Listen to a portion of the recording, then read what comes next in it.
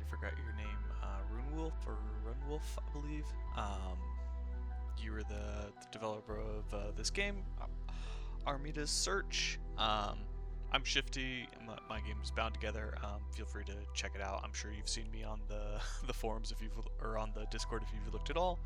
Um, and yeah, I'm obviously into deck builders. I'm kind of been enjoying when I'm kind of burnt out on dev work. I'll just come out and do playtest and give people feedback. I've also been like very involved in kind of learning game design and game development, and so this like lets me practice my skills, share what I've learned, stuff like that. So um, hopefully something about this is helpful.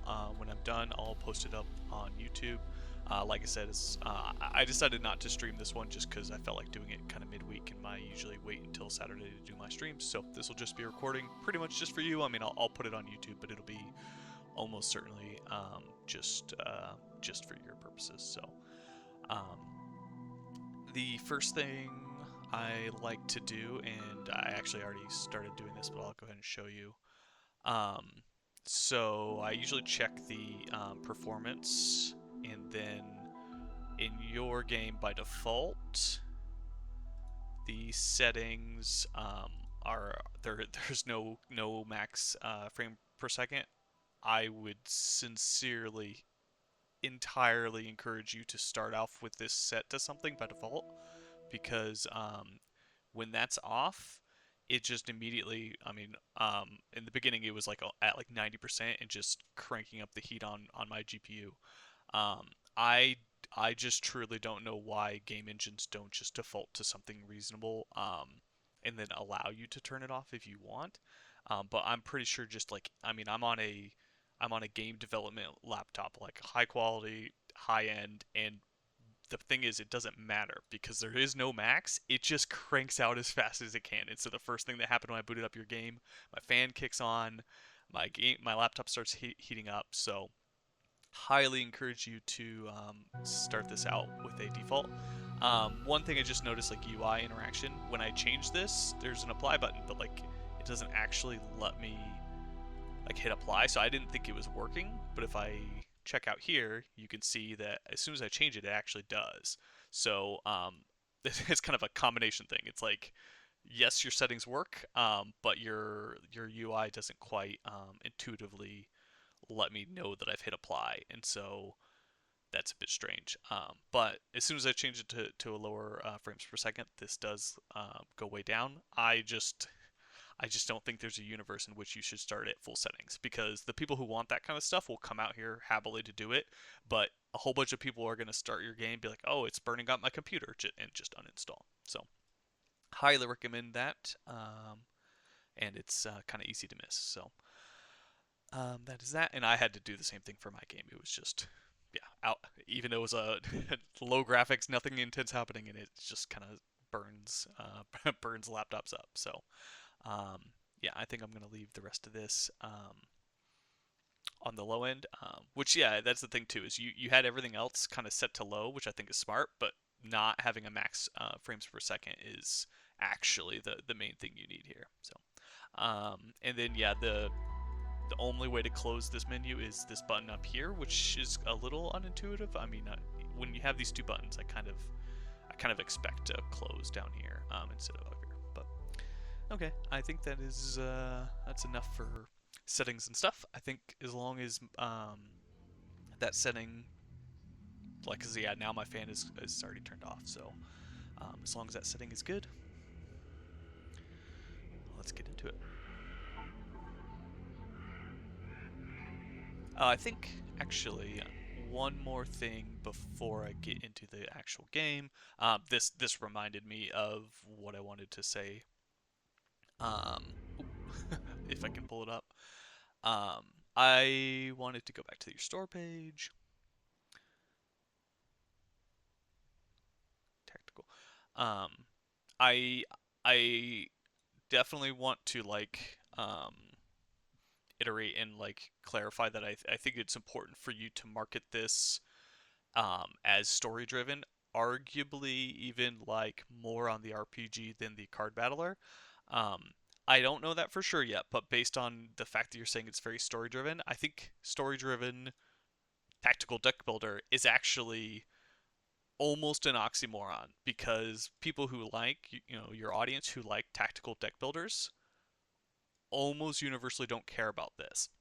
And so I think if you market this more like an RPG, so therefore that's kind of implied story driven, and then your RPG combat is a card battler instead of a normal like turn-based combat sort of thing, like, or I mean I guess it's still turn-based, but like, you know what I mean, like the normal RPG combat, choosing your skills from a list or whatever. Instead of that, it's a card battler. I think if you market this that way, you're gonna have a lot more forgiveness for the story-driven part, um, because I've played a lot of these like roguelike deck builders, and I think as long as you like if you say you're a roguelike deck builder, but then it's behind a bunch of story, you're gonna just turn a ton of people off. And so it's really like if you say you're an RPG and your card battle system is cards, I think the people of that are into RPGs that will accept that is like pretty large, probably like 80% or something. Like just a lot of people will be like, yeah, I'm game for that. I'll give that a shot. The story's interesting. I'll play it. On the other hand, if you say, hey, I'm a tactical roguelike deck builder with card battling and it's very story driven, and then those people come in here and they see how much story there is, they're gonna be like, ooh, I'm out. And I would say you're gonna probably get like 20% of those people. So it's just like the marketing funnel concept where you want to make sure you get all the people who are interested in your game in first and then start to narrow it down. But if you invert it on accident and focus too much on being like a card battler or too much on being a roguelike deck builder, I think you will end up um, getting the wrong audience. So I just wanted to say that at the beginning because I noticed that I think you've done a good thing about mentioning it, but I think you're just going to be really cautious about who you target and how you get them in here and what they're expecting because um, yeah, I think that they're just actually two different audiences, which is going to create a challenge if you don't address it. Okay, Armita.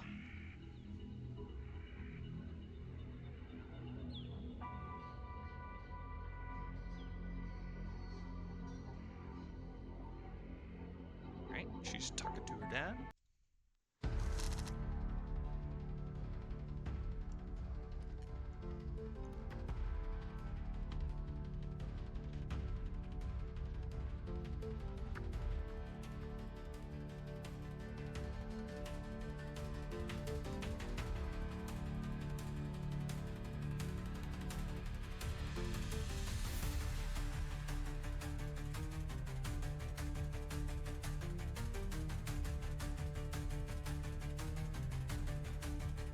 Um, this is the first fight, and this is feedback I've gotten on mine. Um, and I did something very similar. This is the first fight, and I have 6 choices. um, and if you look at any traditional, any other deck builder, or honestly, any other early game, but especially deck builders, they will start off with just a couple of cards and a bunch of duplicates. You'll have usually you'll have like 3 different cards total, and like 2 of them are duplicated 3 or 4 times. And so you end up with, yeah, not that much diversity in your opening hand, and not that much choices. Because what ends up happening is, you gave me the tutorial. I'm like, oh, I just have to drag something over here. But then I have to read every single one of these and make a choice, a six-pronged choice, when I know nothing about the game. And so you really want those first few decisions to be really easy, to ease people in, because I don't know what any of these cards do, right? Because my literal second playing. So I have to read every card. I have to read every tooltip. This one has 4. This one has 2. This one has 3. So if you count up the things I have to read, it's probably like 20 or so things. way too overwhelming. It's just way too much. But if you pare this down to, like, say there was just Armita, Molotov, gun, or maybe just 2 of those, or you know, like, much reduced. If you saw duplicates, you're not as intimidated. You're like, oh, okay, I see it. You know, I have 3 of this, 2 of this, and 1 of this. Having 6 different choices, all of which having multiple keywords, and that's another thing too, is I would argue this is far too many keywords to start out with. You should start out with, like, basic attacks that do basic things. I think that sometimes it's easy to fall into the trap of, oh, you don't want things to be boring in the beginning. You want to, like, jump right in the action. Like, that's what you do in writing, right? Is you want to jump right in the action, which I think this is so far, like, story-wise is good. You jump straight into the action of, oh my god, there's things attacking me or fleeing for our life. But you have to be a little more careful with the mechanics. You do need to start off with mechanics that are easy to understand, and you can ramp up pretty quickly. But you got to start off with, like, you just don't want to overwhelm people with this many choices. So I'm just gonna pick one at random. I'm just gonna be like, it's too much, and I'm gonna do this one. Because I'm going to assume, for 1, it probably doesn't really matter, and then for 2, kind of simulating what a player who is a bit overwhelmed. So I see there's 4 actions here. I guess those are my actions.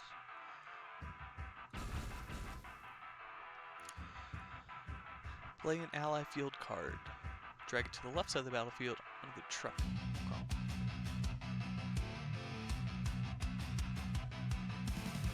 Interesting.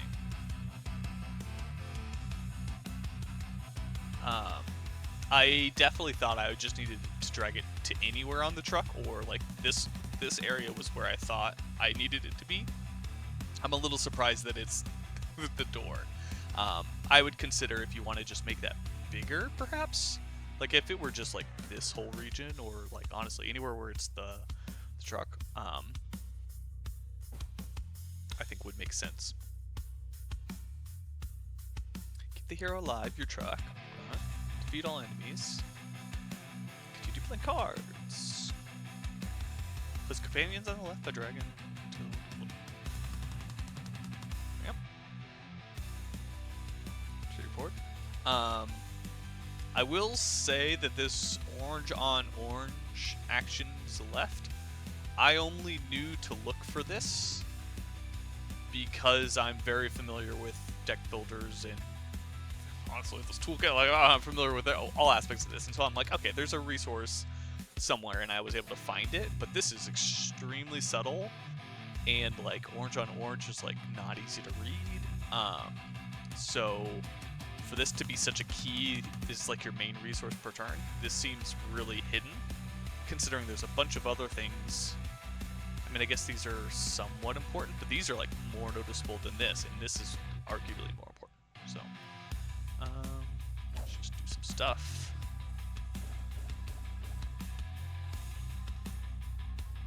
Okay.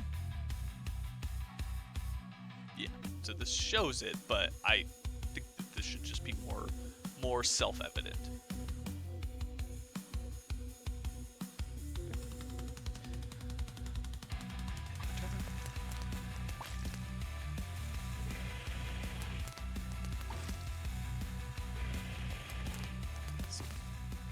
Tense music.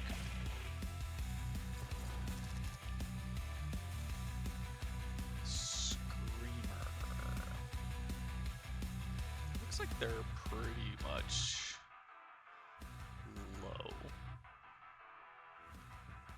So I don't know, like, so, and so I was overwhelmed before, but now I have 6 new cards to read. No duplicates yet. So we just have another new 6 cards. I'm just not going to read them. I'm just going to do stuff because I'm kind of mimicking what I imagine a player will do.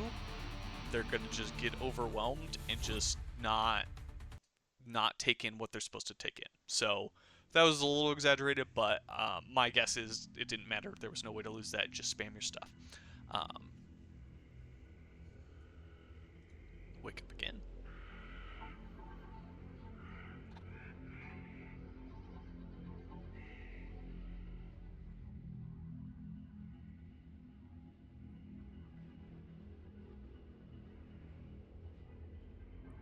Alright, I like it.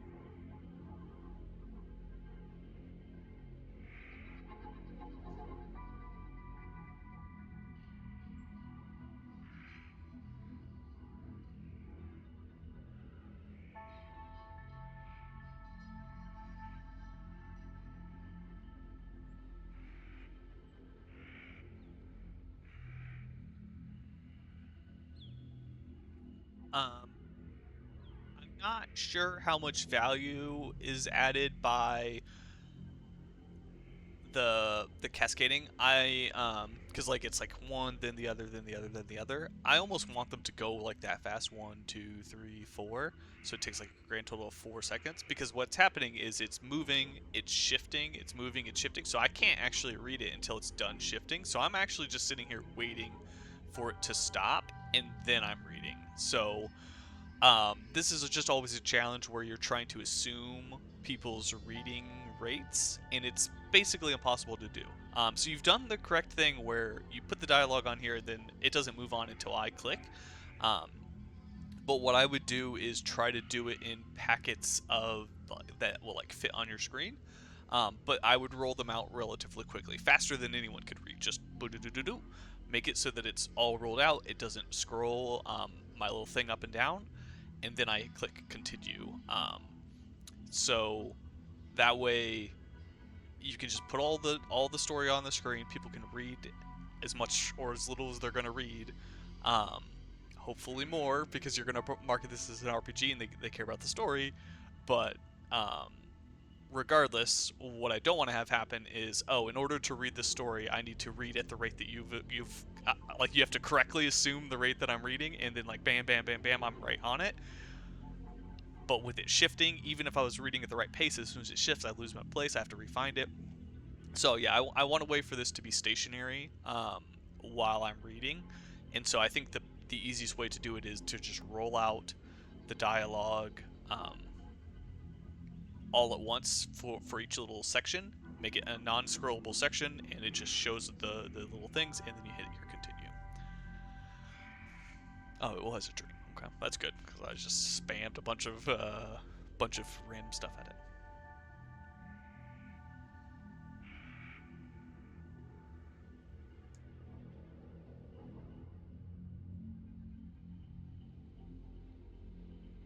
Oh, Fred, you're so serious.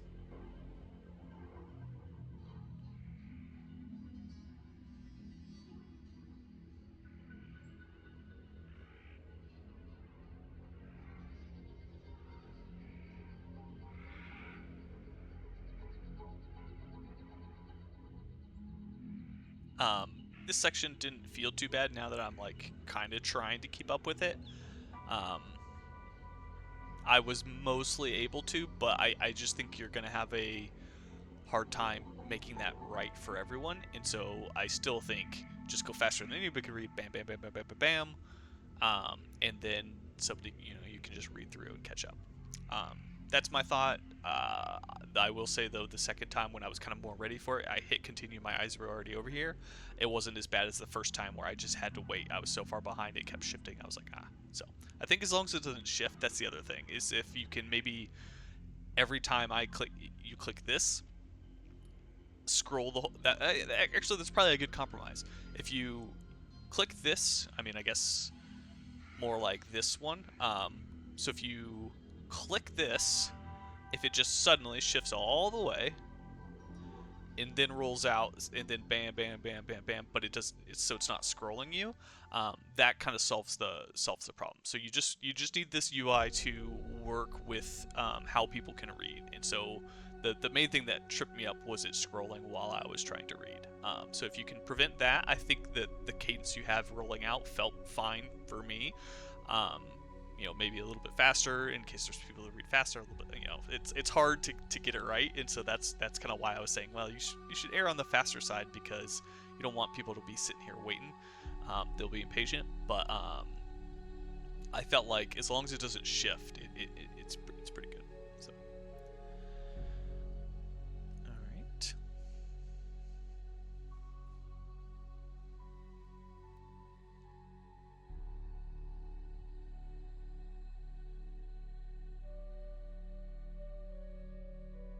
Um, this is pretty subtle. I mean, it's not too hard to find because this shows up pretty well, but this is a little subtle.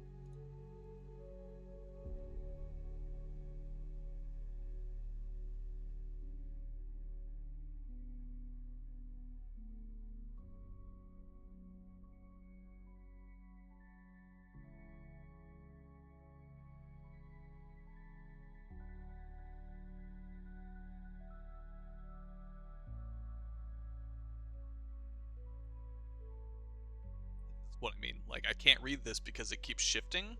Not a lot, but I don't think I don't want I never want what I'm reading to shift. And so I think like this is a an amount of text you could just put on the screen. So you just shift the screen to this position and then will just be it won't have to shift. It'll just roll out at the cadence that you want, but it doesn't need to move while doing it.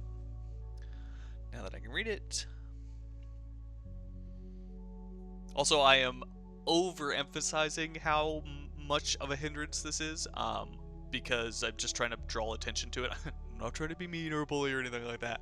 But I'm just saying if it's mildly inconvenient to me, it might be mildly inconvenient to other people. And if you get to the point where those are consumers, those are gamers that are interested in your game, it might turn some people off. So it seems solvable. So yeah, I'm trying to overemphasize how problematic it is so that you can hopefully fix it for anybody else who would be bothered by it. And I think also the fact that this is going to be very story centric, you don't want to alienate anybody who's willing to read your story, and so you really want to make it as smooth as possible and on all aspects as possible.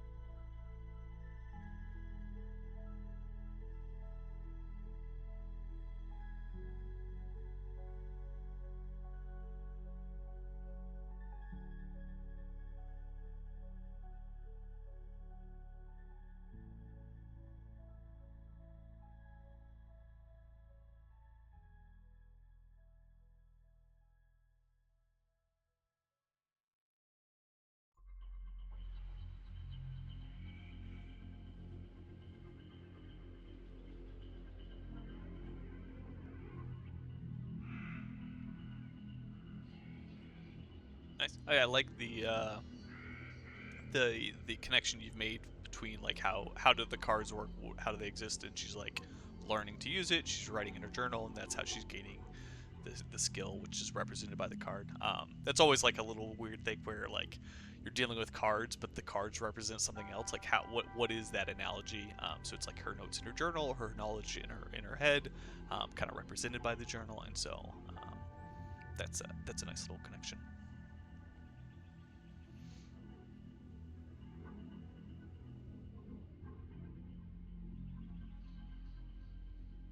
Plus no action points.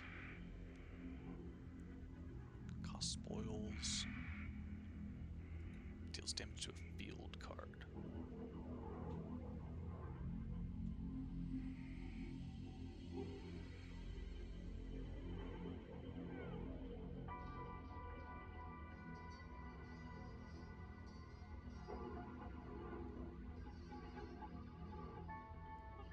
Is that true? I've actually never smelled a metal revolver, but I always thought the metal has like a very particular metal smell, but it doesn't smell like grease. I thought it would feel like very metallic-y, very, I don't know, irony.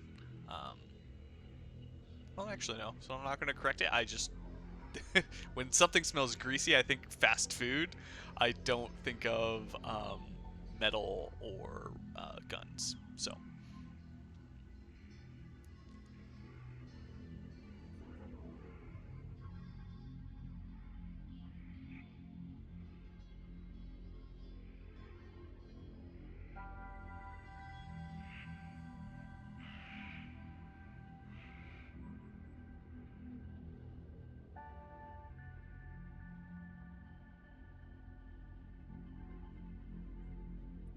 Um, I'm just gonna mention other small things. Um, I all this instruction sounds good. I think that this makes sense for the robot to instruct her in a very technical way. Like, oh, like I imagine a robot being very knowledgeable and analytic. I it grabbing her and turning her, I feel like feels a bit too um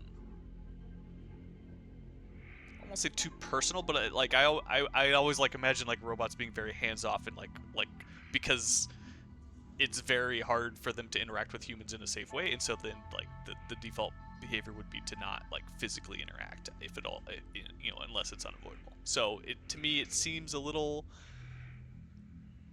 weird for him to like physically steer her. It's not a big deal. I just find it a little odd, is all. But all of this dialogue makes sense.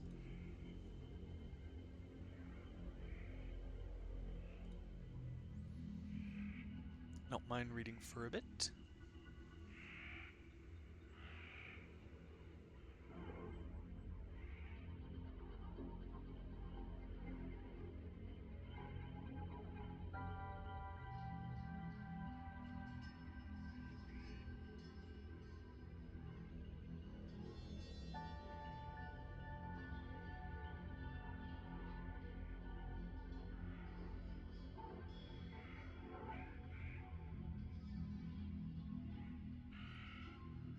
Is the right turn? Is this in a cartridge multiple bullets?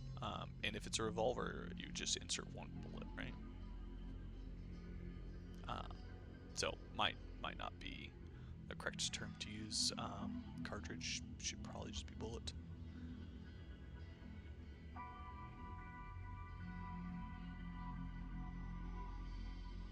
Mr. Meanster. Interesting.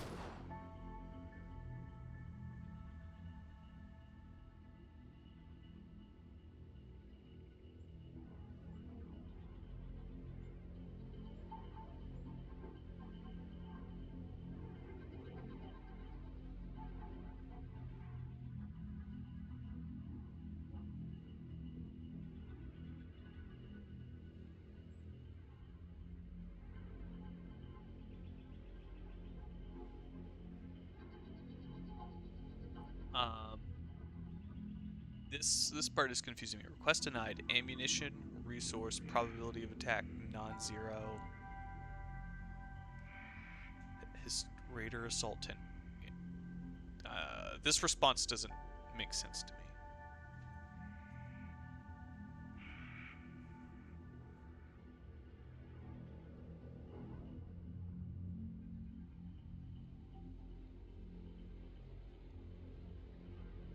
And this is, I feel like this is going,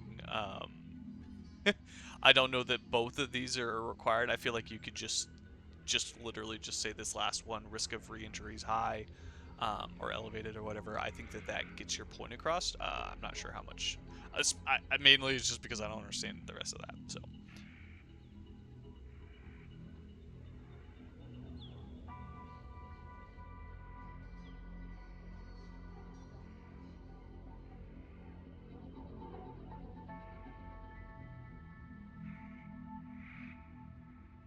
is this Dad would allow it? He wouldn't spare a bullet for me.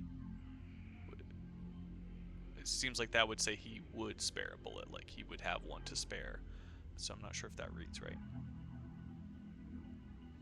I think it's the finger off trigger, hunch, elbow straight.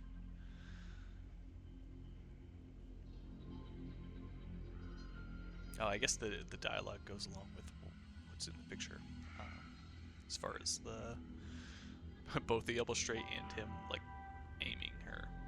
Still just seems odd, but I'll allow it. It does match the picture. One cartridge, one bullet.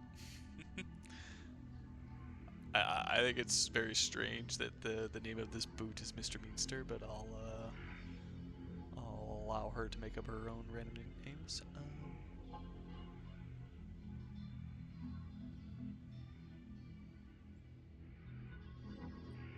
I'm not sure. Just gonna this? It keeps something off screen keeps distracting me. I'm not sure how I feel about it saying it's screen head, but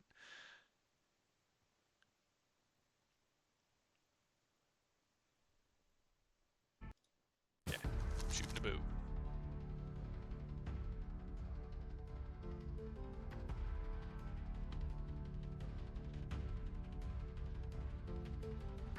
Shooting a revolver requires spoils. Healing with medkit requires water. These cards are more effective, but use them wisely. Resources are scarce. Okay.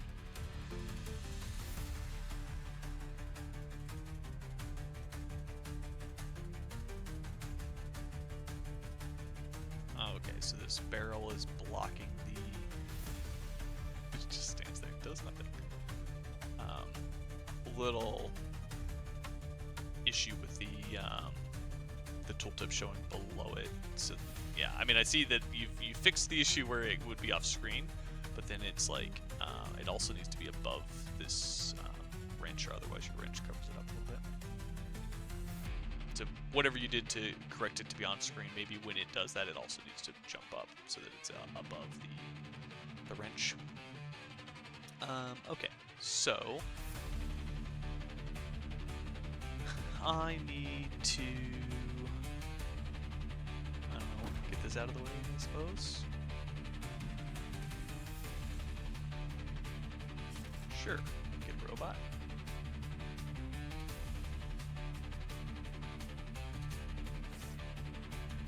And an angry robot.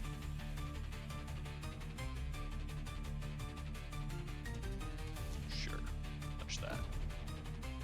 Not gonna waste my bullet. Free action.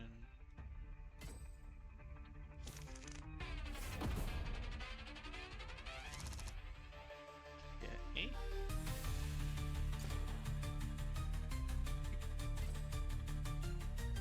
Just punch the boot. Mr. Meanster.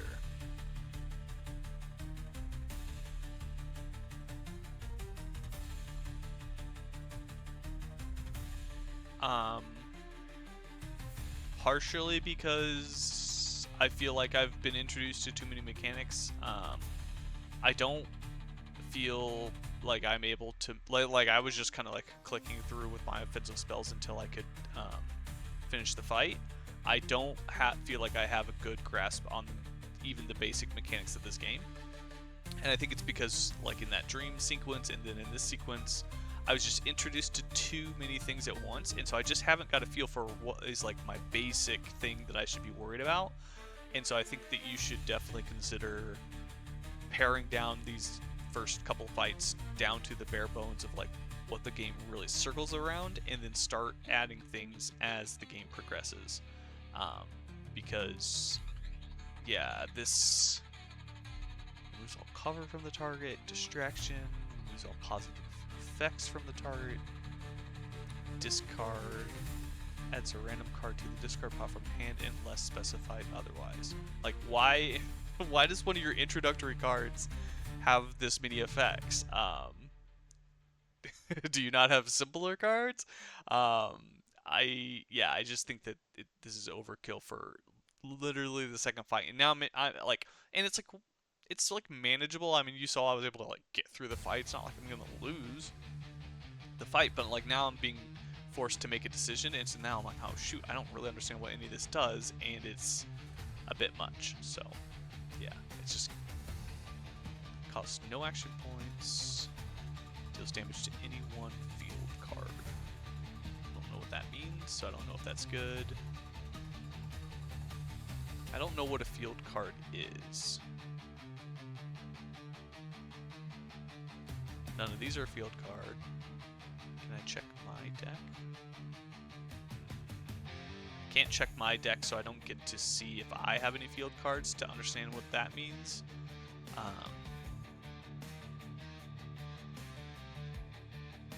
Whatever. We beat Meanster, we'll get them. But yeah, I would say that I was just choosing at random there. So that's a bit problematic. Or, well, I would say largely problematic.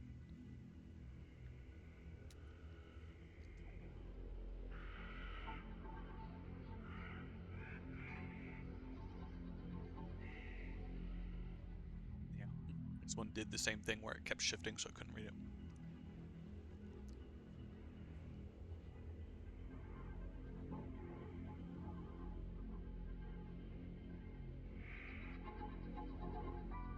This one doesn't bother me, like, you know, if she's in danger or it's an emergency. I think that that makes sense.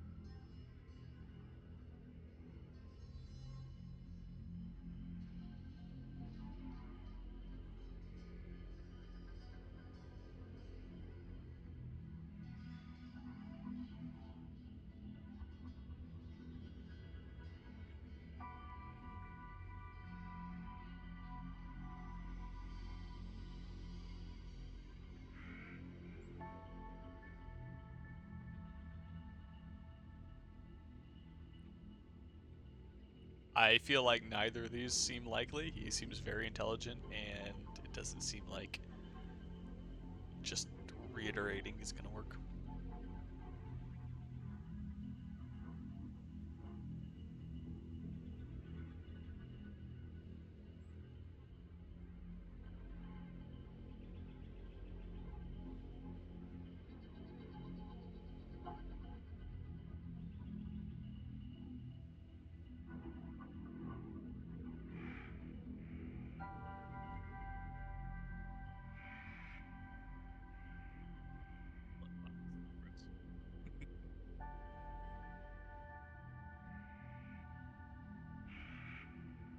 It's a heal, a cleanse, but it costs water.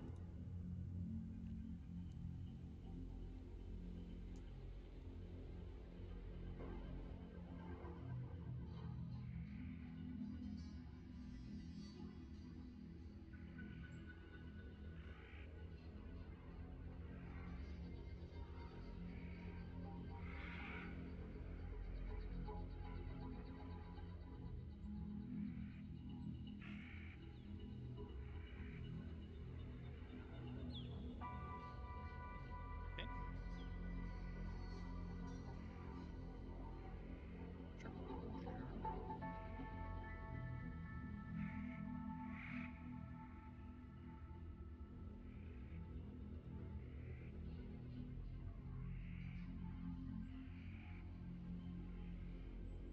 Not sure how often you're expecting players to to click on something and then be like, "Oh, actually, I was just kidding."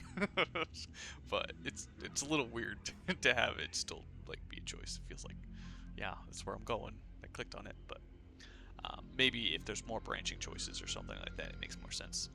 But right now it feels silly, but I think that that's fine.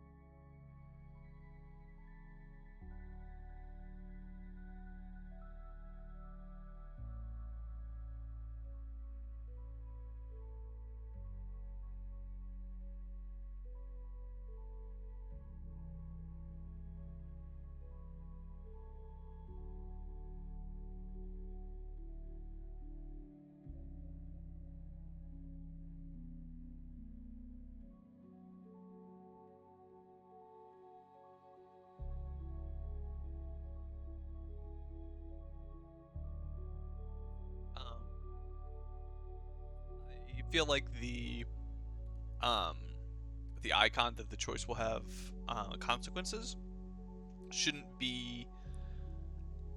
I mean, it could be on hover too, but it shouldn't only be on hover, just in case somebody clicks. Like if they just read this and they've already decided what they're going to do, and then they just click it before they read that tip. Um, I see no reason why it shouldn't be either. The little triangle should either be here or just above all of them. Just be like, hey, these choices will have a consequence. I think that makes more sense than relying on somebody to not click before they've read the tooltip. Just opens you up to misclicks, or like the whole point of having that be there is to warn people before they click, and by putting it on hover, it's possible that they'll miss it. Not super likely, but possible. And no reason to not just put it at the top level. At least the symbol.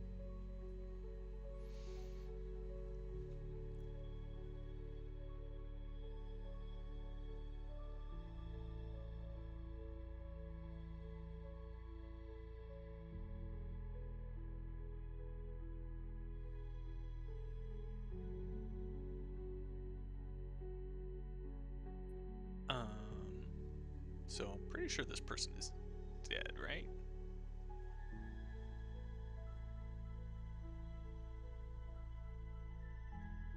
I don't think a body slumped in a fence, not making any noises, is alive. Let's leave this place.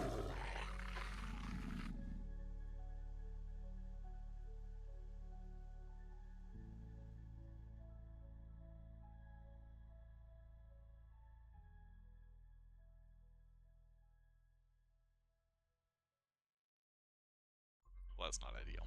It's a little strange that they left the dead body, though. That's just good eatings, but alright. So, I'm not sure how much this changes the outcome. I feel like we're going to fight them no matter what.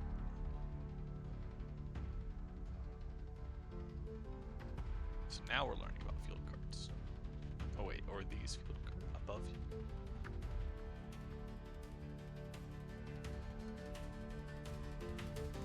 Are field cards just everything?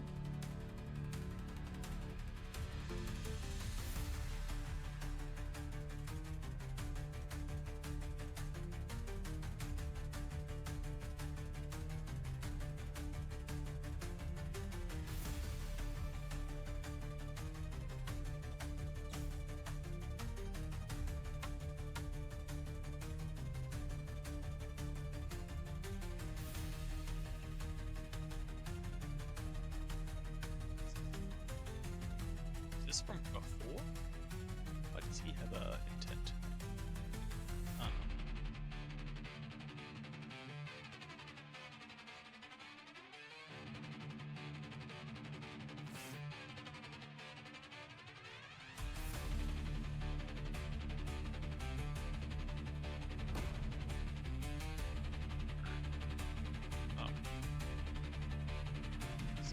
Yeah, I guess.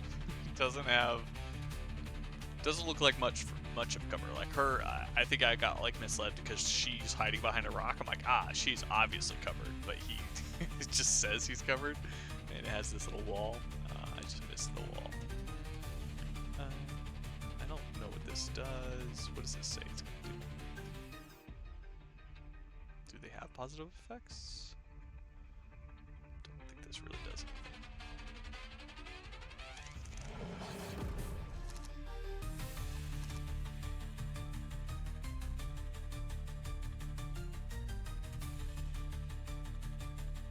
So I'm beginning to think field cards are just like cards, just like what you're fighting. So I think the only reason it's doesn't say enemies is it might be like the terrain as well. But yeah, that's a little difficult to get your head around at first. But yeah, I mean, we only made one decision that mattered what a field card was, so.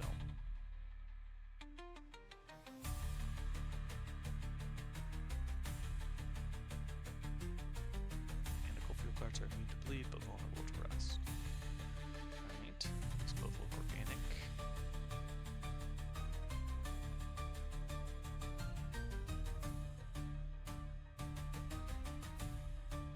So,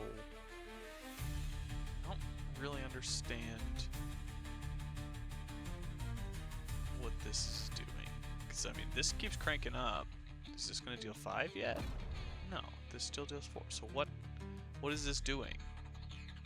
Because I keep using that, and this number keeps going up, and it says it's going to add to all attacks, but it didn't. So I don't really understand what the point of that is. Really want to use this because well, I don't know where my resources are. Spoil 6 to deal 1 damage. I don't think I'm gonna do that.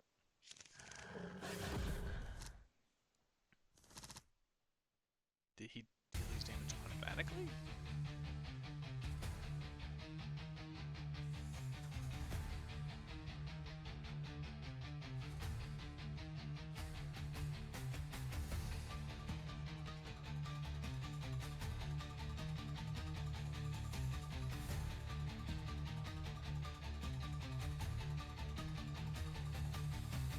This is up to a 6 now. Go up to a 7, because sure. But my attack still does 4. So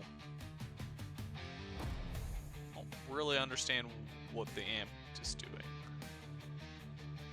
I guess he just also has... So in addition to these, he just also has an attack, I guess? That's like my nearest guess, but it doesn't make sense as to why these are saying it's going to increase all attacks, and then it doesn't. It doesn't actually do that.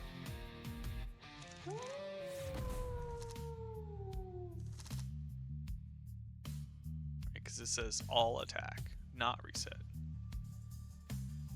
It says it doesn't apply to Dust Mule. I don't even know what that means. I have no idea why that is on this card, but okay. But it doesn't actually do what it says, right? Because these are attacks. Attack, attack. Deals 4, deals 4. It's dealt 4 the entire time. So let's see if anything's different this time, but I suspect it is not. Yeah. So, yeah, I would say that that's misleading in its current state.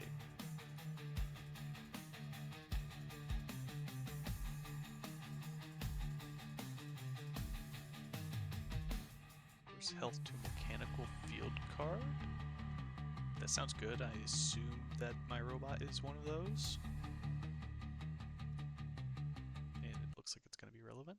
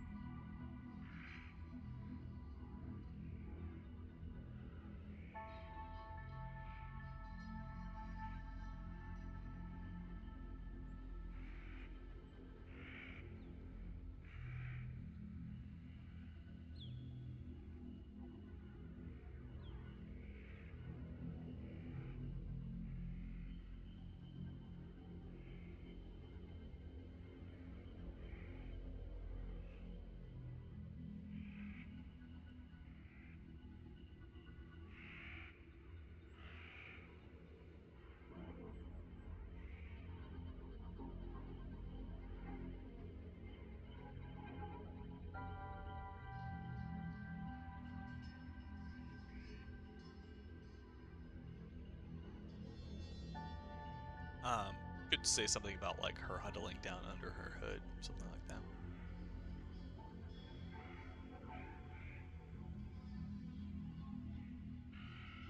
Because like shutting her eyes and mouth is like the bare minimum. So kind of evoking like that hunched down behavior is a bit more evocative.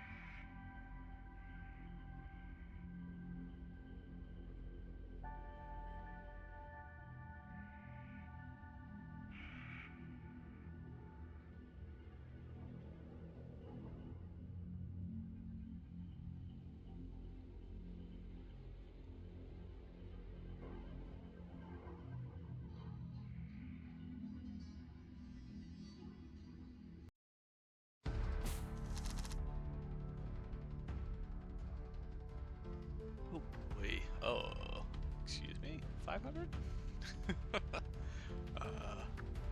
Hopefully we don't need to deal with that.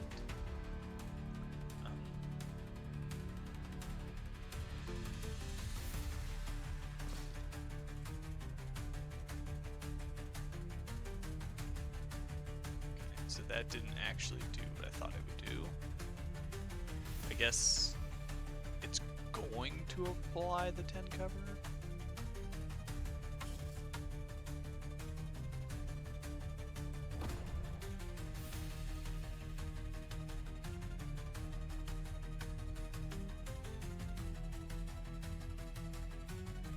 Man, what's going on there?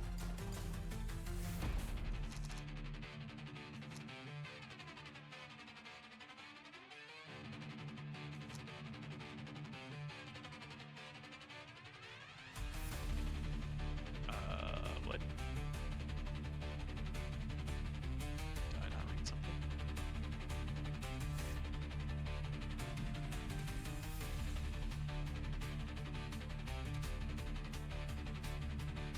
Draw then discard the... Oh, refresh one, draw then discard. Okay. Yeah, just a lot of effects on that. I just read this as like a heal your guy, but it also is a card cycle thing. Yeah, just... I mean, it's good, but a lot more complex than it feels like these need to be at this point. Alright, let's do this. Let's do this.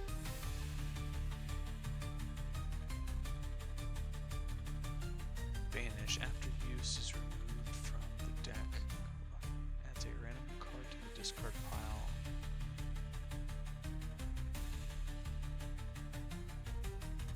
I don't understand. Oh, this is just like a negative status that's making you like kind of fumble around. But I'm not... Well, I guess I had 2 actions. So...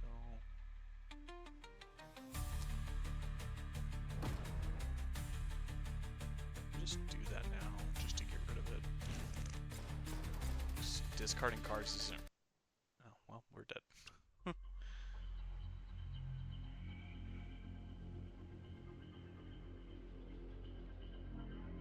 Dead?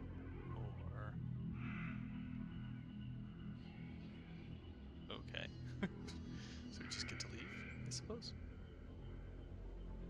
That felt very strange. To go back to the map at the conclusion of the fight. It feels like it should have just triggered this scene automatically, rather than having us like move to a new area, because we're not in a new area. It's a bit strange.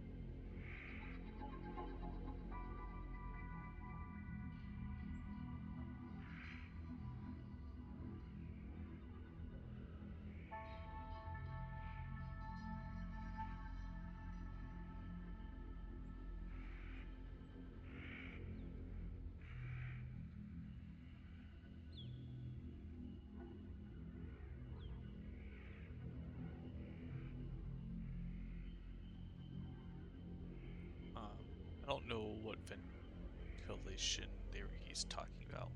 I thought they like fell down a cliff. I don't know why there's ventilation. That's a bit strange.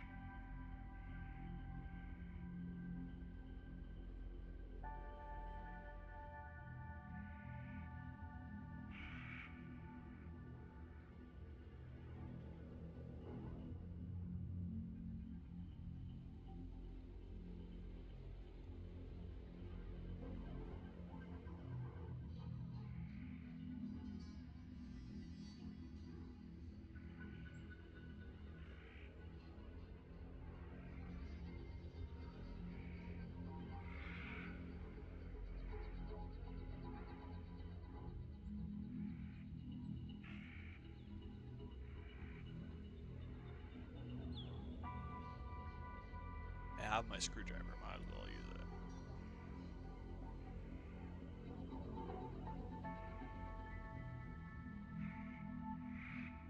Half an hour to unscrew a few bolts? Seems suspicious.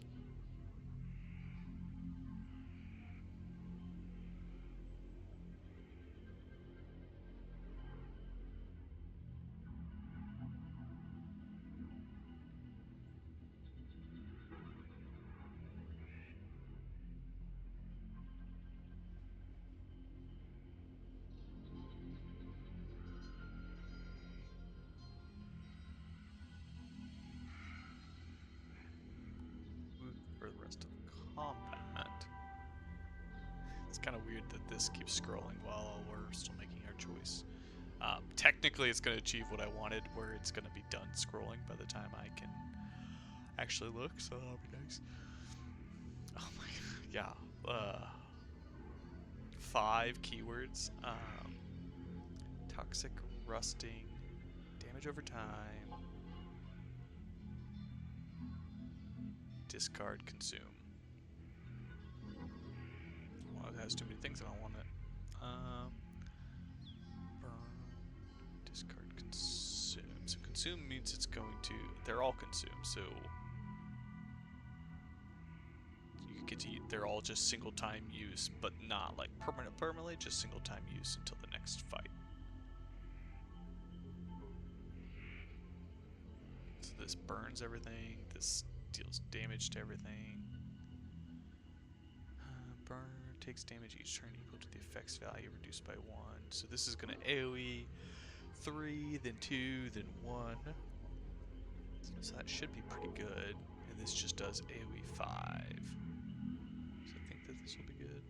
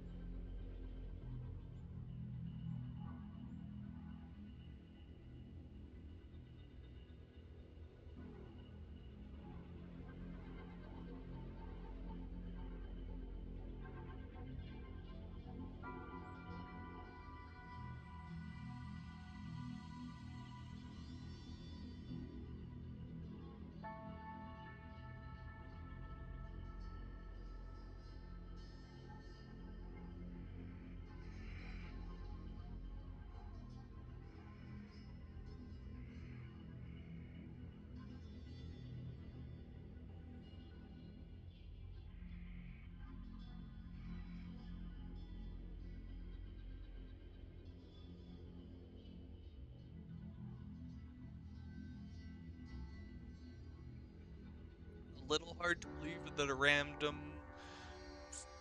like salvager is like gonna just give us something for free like this. Maybe there's a reason, story reason later, but I would say right now that's not very believable. You wouldn't survive very long in a post-apocalyptic world if you're just giving away all your best stuff.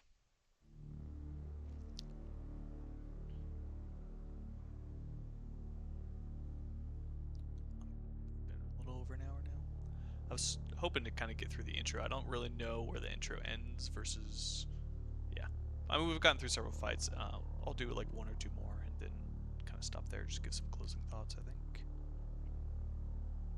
Um, I will say that the pacing has felt a little slow, so I know it's story driven, and I like was willing to read his stuff. The story's been honestly very solid so far. I haven't really had any. You know, I've had very minor things that I've noted, but no like, oh, this is poorly written sort of thing.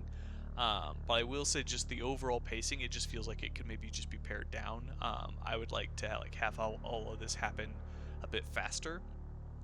So that could just be a few, few back and forths, kind of pared down to just a single exchange. Kind of just thinning down on that stuff, just because you actually kind of want this to feel a little hectic, right? Maybe the early stuff not so much, but like this section actually should be really hectic.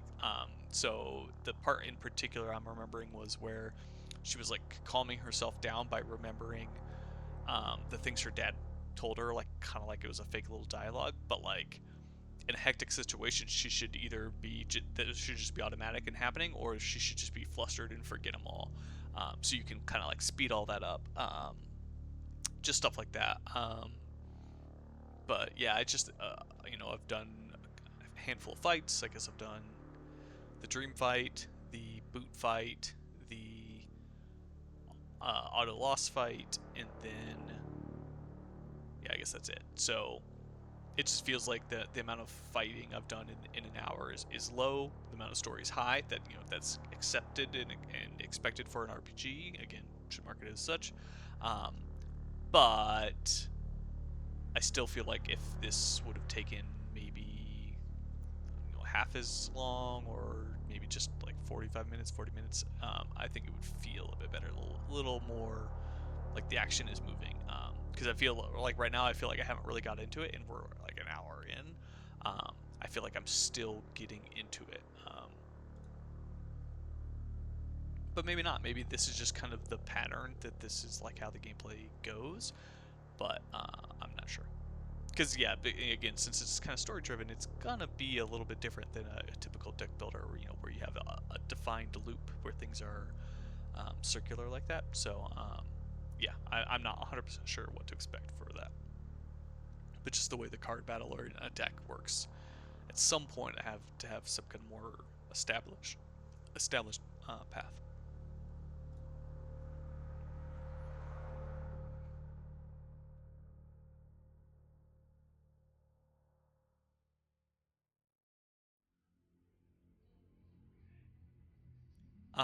Another writing thing that I have enjoyed is I have enjoyed um, each beginning section. I'm not going to scroll to find it, but like each section that kind of reads from Armita's voice.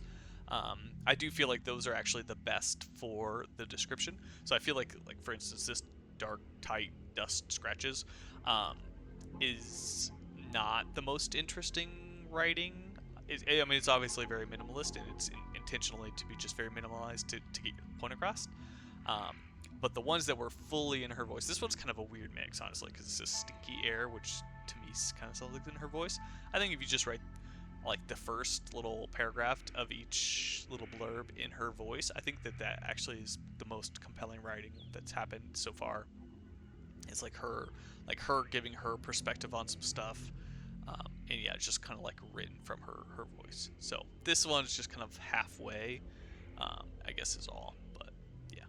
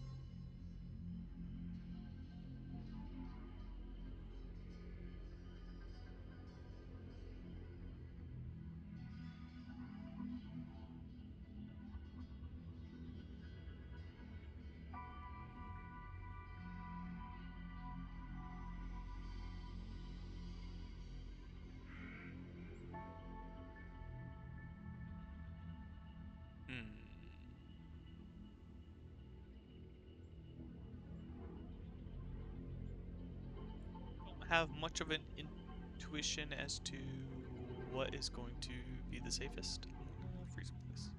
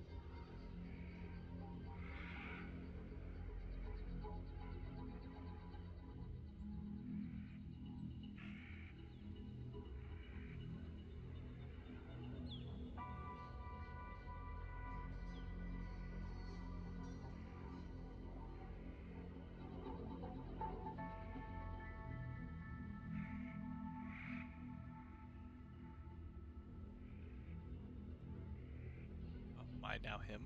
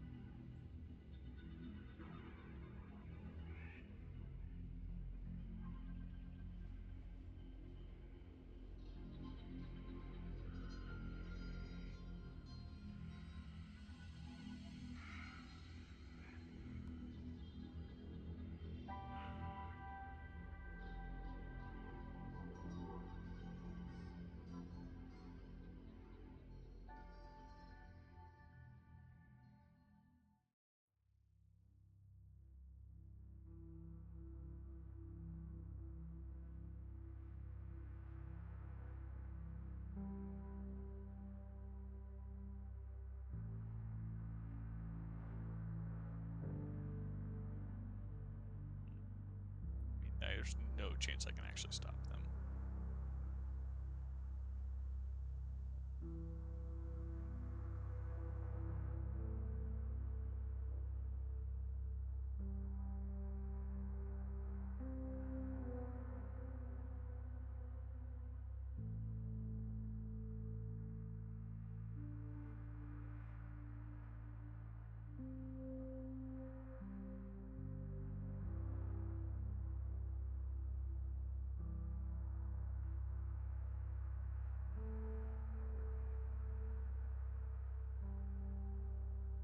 I like that concept of the trouble cards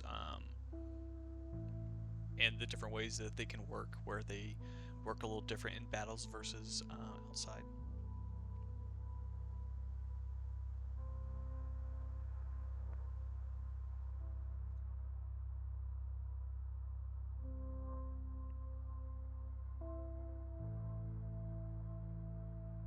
Wondering if I'm even going to get to another combat anytime soon.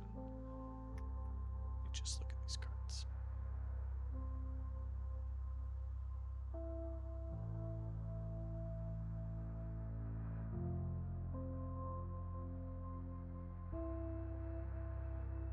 We're acquiring quite a few of these.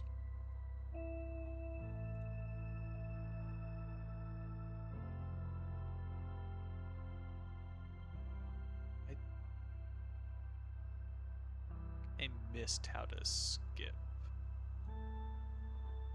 I know that it said something about skipping, but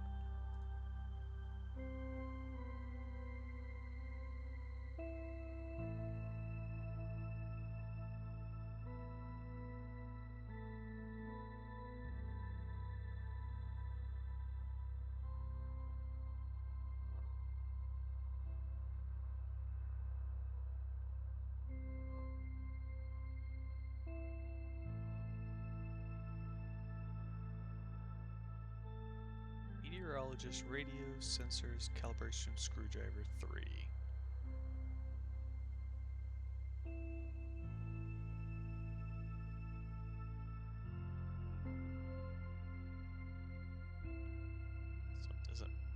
sense.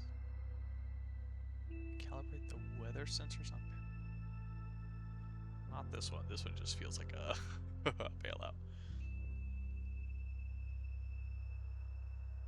Switch the emergency frequency of the weather station.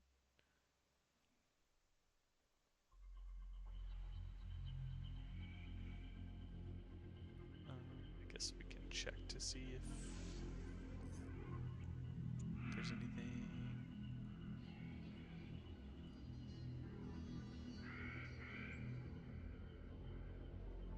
Okay. Don't really see anything there. Meteorologist. Radio sensors calibration screwdriver 3. I don't know. Let's do this one.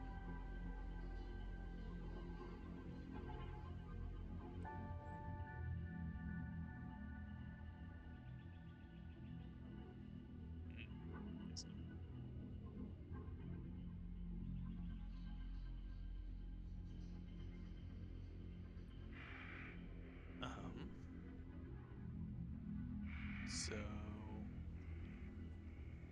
maybe 1, 2, 3. So the third option.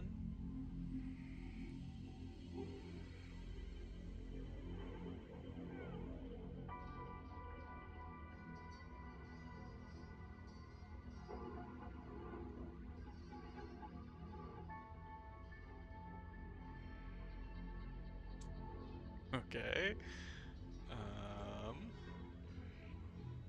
Meteorologist, radio, sensors, calibration, screwdriver 3.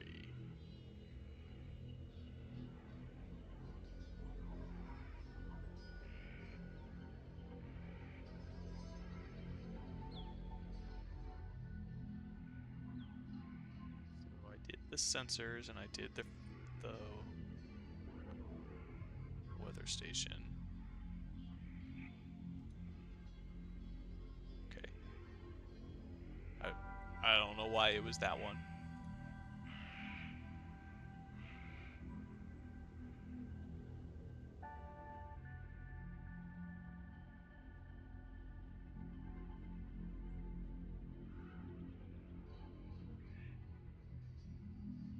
Oh. Also, it's kind of weird the key card. I feel like you want that to trigger as like when this is on the screen, or like you click right after this.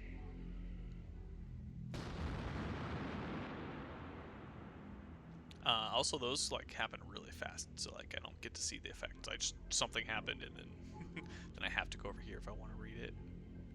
Air dust.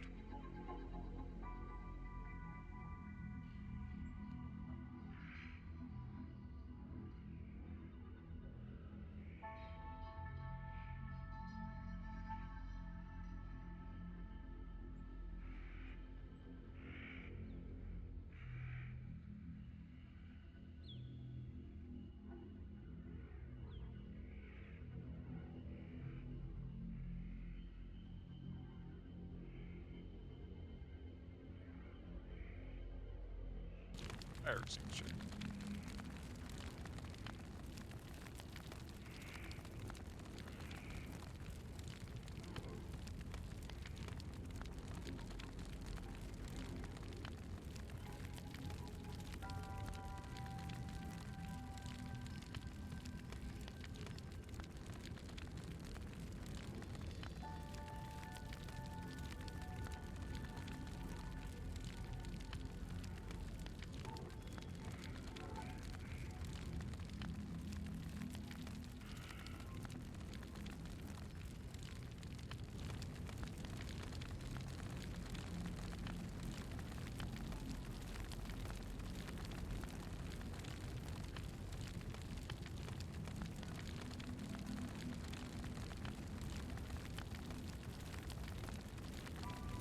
I think, I mean, again, I just want to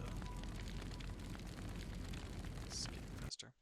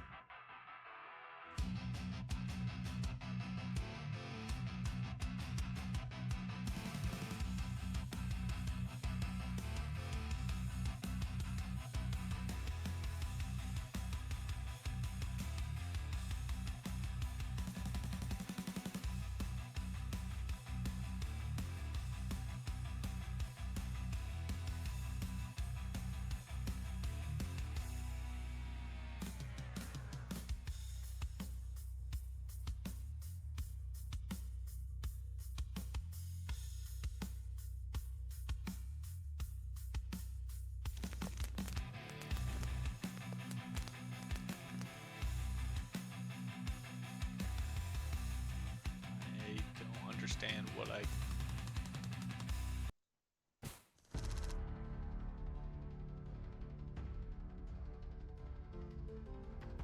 Oh.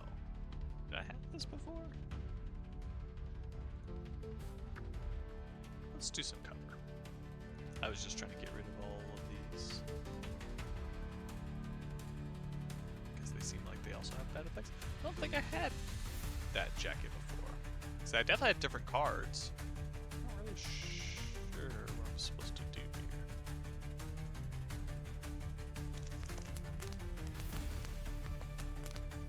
Okay.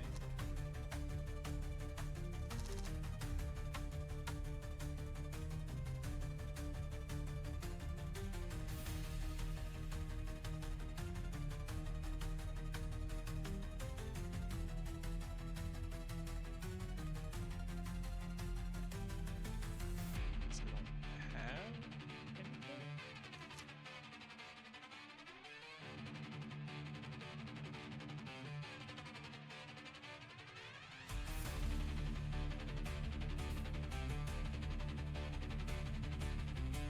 Man, I'm not burnt anymore.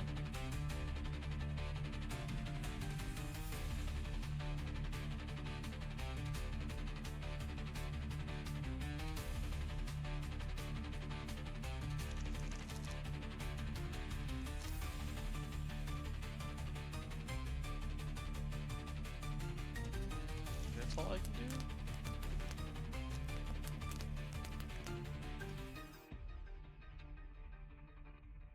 Not really getting it. Okay, I think I'm gonna quit there. It was interesting to see that you have some different types of fights, which I think is actually kind of smart. Like, you have some story events where you got to make choices. You have different fights that are not all pure combat, which is good because, like, otherwise you're gonna have a weird time doing the story events with or like kind of melding the story with the action. And I do actually kind of think that feels like what is needed, because I felt like there was just a lot of story and I wasn't doing very much. I was kind of just reading and then clicking and then reading and then clicking. So, you know, that I do slightly don't have a preference for RPGs. I don't really find them that engaging. My hope was that this would be, oh, it's like an RPG, but, you know, my least favorite part about RPGs oftentimes is the combat. So I'm like, oh, it's like an RPG with combat that I like. But that didn't really kind of come through. It felt like the pacing was a little too slow. Felt like I was just reading a book with choices that didn't really matter. And so, which is like kind of unavoidable, right? You have to tell a story, so it's going to be generally linear. So I think that what adds to that is maybe more things like this. I just legitimately don't know what I was supposed to do here. I felt like I had so many cards, and the only thing that did anything was the jacket, and then I already used the jacket, and then I didn't have anything else, and then I cured my burn. I was like, oh, okay, I'll survive another turn, and then I'll cure my burn, and then maybe that'll be it. But no, I still died, so somehow I was supposed to recover or something. Yeah, I don't know. It just wasn't super clear what I was doing wrong for this puzzle. So I think another one. I think I liked the idea. I'm just not sure what was going on here. Definitely reiterate I highly suggest you greatly simplify your starting cards. If you think about it, if you are targeting this towards RPG people who are going to be interested in your story and want to like get involved in this world, they may be people who are even less apt for learning cards and card rules and understanding some of the effects, like retaining and consuming and discarding. Like, they may not be familiar with a lot of that stuff, and you threw so much that I, an avid deck builder fan, felt overwhelmed right off the bat. I don't think that that's smart. I think that if you are correctly targeting your audience, you're going to have several people who are less familiar with how these mechanics works. And you even had the tutorial on like how to drag it to the enemies. And then you're like, but and then you just yeeted like 6 different cards. Well, really it was like 12 different cards with I don't know how many different keywords. It just felt extremely overwhelming right off the bat. And again, that's from somebody who's very familiar with these. And it's not like I couldn't figure it out. It's just that like you haven't convinced me that it's worth figuring out, or that like, because like it's not hard for a game to be complex. It's difficult for a game to be strategically deep. But you can't just achieve that by like just throwing complexity at players, because even the people who like complex games don't want to just be inundated with it right off the bat. They don't want to just be buried with mechanics and complexity straight out of the gate, because you just one of the things that does is it makes it so that you don't have a power ramp. Like, you don't feel like you're getting stronger as the things go on. I don't feel like I quite got into the loop where I would expect that ramp to really be present, but like starting out complex makes it so that like each new card you get is like less impactful, because it's just one among the, like for instance that getting that cloak should have been really powerful, but because I had so many other cards already in my deck, I saw it like one time, and so that doesn't feel like your cards don't feel as good because you just don't see them as often. So and then yeah, you're just overwhelmed with all the different effects and stuff.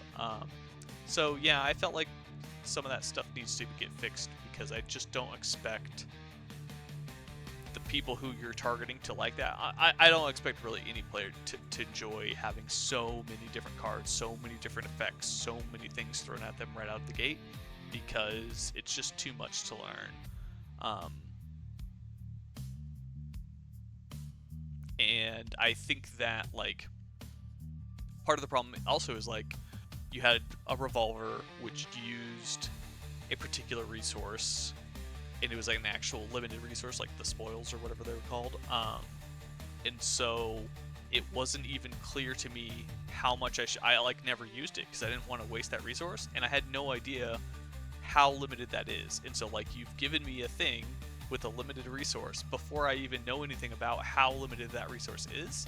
And yeah, there's just like a bunch of stuff like that. And so I think if you just started the deck way more basic, like for instance, maybe she doesn't have anything and it's all just the robot fighting, right? And so then once she's on her own, maybe that would be the point. So like all those first 3 fights or whatever would have been all robot cards. Then when she's separated from the robot, she has to use what she has, and maybe that's when she picks up the jacket. She like, you know, has her screwdriver, you know, whatever more limited tools she has, then she can use. And so it makes a lot more sense for it to like, there's a sensible reason for her to be so pared down on cards. And then I think the dream sequences, I don't know how I would do that. Maybe just have those be robot cards also, because I have having rocket launchers and explosives and all kinds of crazy stuff for the first fight. I think your idea was to show the players all the cool things you could do, but what ended up happening was I had no idea what I was doing, and I was just dragging cards around. And so I don't think it did anything to teach the player the game, and so I don't know that that belongs in your demo, because it doesn't really help. So I think I would just change it to robot cards at the beginning, and then switch to her cards later on. And then as you start to get those dread and those other negative effects, for one, you'll see them, and you'll like understand them more, and you'll be able to, like, yeah, it'll just be less overwhelming. So that's my main like mechanical takeaway. A little bit of speed up on the pacing, a little bit of clarity on these like puzzles, because the puzzle was confusing, and maybe even another puzzle in the early game, because like maybe that'll help the pacing a bit, is if you had another puzzle in that stretch. But I just feel like it should have just kind of gone faster. I feel like it shouldn't have taken this long for us to, like, if you like recount what happened, is like we did a little bit of training, we ran back to base, confronted some guys, and snuck through a vent. It took me a few seconds to explain what happened, but the story to roll out took hour and 15 or something like that. So I feel like the amount of story that happened for the amount of time wasn't quite proportional. I feel like if I read a book for an hour, a lot more than those 4 things would have happened. So Um, just something about the way to kind of, I don't know, make it just happen a little bit faster or distract me more with fights. Something where you can kind of balance those two things out, because it felt like I was just getting antsy, hadn't done anything in a while, but also not much had happened in the story either. So like, I don't think you can. I think you have to choose the direction you want to go, and then kind of fix it. Because I don't think you can do both, right? Because if you start to distract me with fights, then it's going to take even longer. But if you, I don't think the fights are. I guess all I'm saying is I don't think the fights are what should have been cut from that beginning hour and 15. I felt like I did very little fighting and a lot of story. But if that's what you want, like if it's very story focused, that's fine. But I think you need some slight editing on your story to just get that a little bit more tighter, a little bit of cuts to just make it a little snappier. Is all. Okay, I think that's it. That's all I really had for feedback. Mechanically, everything felt fine. Didn't really have any issues with the actual core, the core toolkit functionality, because that was all there. So yeah, hopefully some of my thoughts helped. And yeah, definitely got a cool idea. I don't think it's quite for me, and so I think that's why I was kind of, even before I started, I was kind of warning you that you should be targeting RPG players, because I think that's going to end up being your market. And so I think that would be my advice. And yeah, kind of after playing it, I'm pretty confident reiterating that, because it's just very story driven, which you already knew. But I think if you target people who like these roguelike deck builders, you're going to get a lot of people who are not into this much reading. So okay, that's it. Bye.